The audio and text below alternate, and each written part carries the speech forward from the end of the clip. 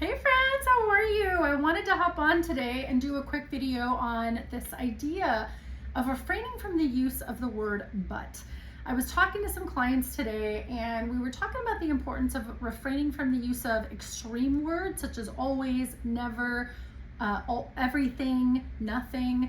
When used as qualifiers, typically these can increase the likelihood of conflict, because all somebody that you're talking to has to do is identify one exception to your statement, and before you know it, you're in a full-blown argument over that one time that they were wrong, versus just simply saying, sometimes, at times.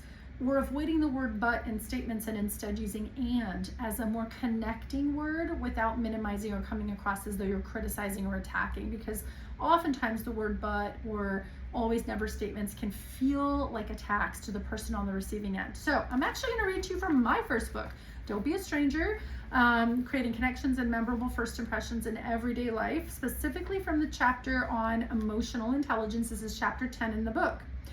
I'm going to skip a little bit ahead. How often have you been talking to someone who tells you about a difficult life circumstance? Maybe a hard day or work week or roadblock at work, a physical ailment perhaps.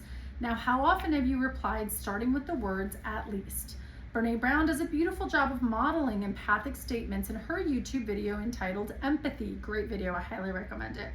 She explains that empathic statements rarely start with the words "at least." It's not empathic to say, "At least the day's almost over." It's not empathic to say, "At least you have a job." It's not empathic to say, "At least you look good," or "At least you're still able to make it out."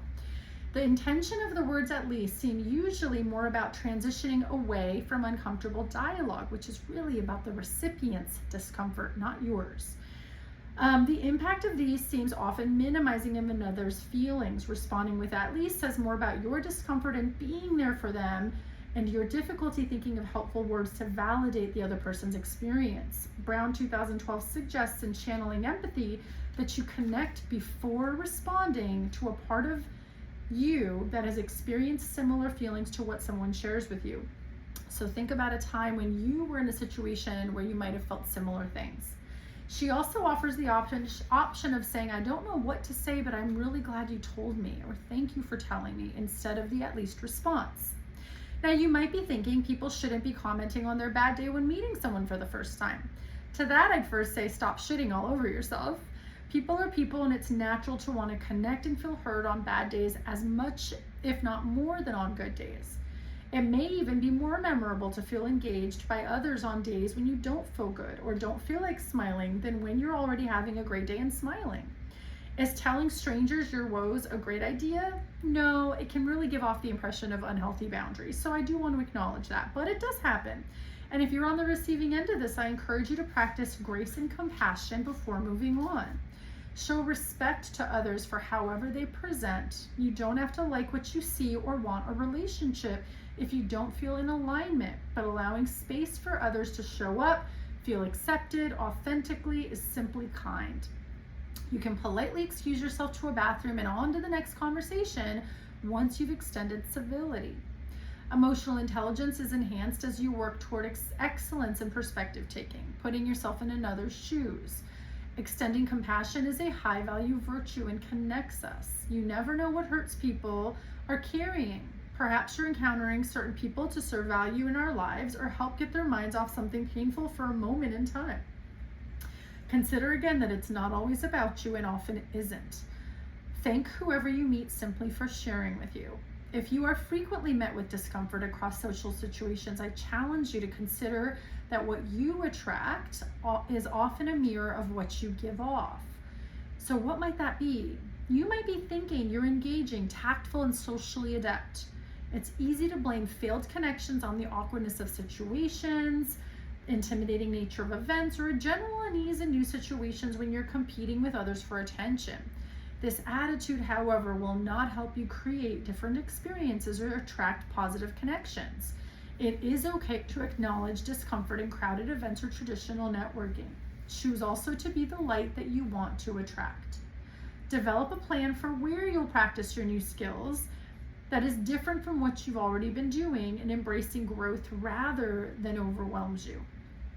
Create a list of 10 uncomfortable social scenarios ranked from least to most uncomfortable. a fear hierarchy, if you will, and start chipping away. So now I'm going to scoot down a little bit. Now let's go over some specific no-nos of communication. These are especially helpful to consider in interacting with strangers, but also good practice across the board. I would discourage you from starting questions with the word why. Why do you ask? Starting questions with the word why can evoke defensiveness. Doing so tends to be received as questioning of the other person or an attack, even when innocuous. Likewise, the word but can be a communication barrier. The word but tends to negate anything that came before it, no matter how positive. For example, if you said, "It was great meeting you, but," you might have no intention of saying anything negative about the meeting. However, the initial pleasantry is diminished. Even if the statement were to end, "It was great meeting you, but the steak was a bit overdone." Not only are you now confused, but you're also left with a less positive impression of the connection. So use of the word but sounds like rejection about to happen. All right, I'm going to pause right there. You can pick up the book if you want to see the other patterns, or perhaps I'll pop up on a later video, but I did want to jump on and share that little tidbit while it was fresh on my mind. And one other thing to think about in connecting with others is, are you showing curiosity?